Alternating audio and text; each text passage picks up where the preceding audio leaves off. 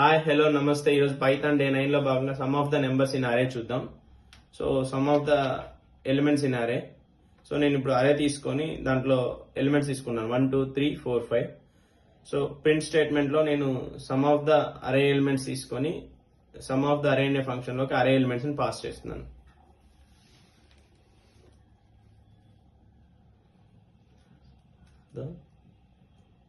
So ఇప్పుడు నేను some of the అరే అనే ఒక ఫంక్షన్ డిఫైన్ చేసుకొని రిమైనింగ్ లాజిక్ దాంట్లో కంటిన్యూ చేస్తాను.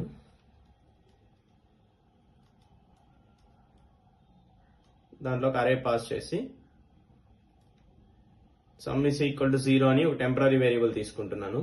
ఇప్పుడు ఫర్ ఐ ఇన్ రేంజ్ తీసుకొని నంబర్ ఇన్ రేంజ్ తీసుకొని దాంట్లో some is equal to sum plus నమ్ చేస్తున్నాను. ఆల్రెడీ సమ్ 0 ఉంది కాబట్టి నెంబర్ 1 అవుతుంది, సమ్ ఇస్ ఈక్వల్ టు 1 అవుతుంది. సో అలా అది లూప్ కంటిన్యూ అయ్యేలాగా టిల్ అరే ఎలిమెంట్స్ 5 అయ్యి లూప్ రిటర్న్ అయ్యేదాకా ఫైల్ చేస్తున్నాను. Return is equal to some చేస్తున్నాను.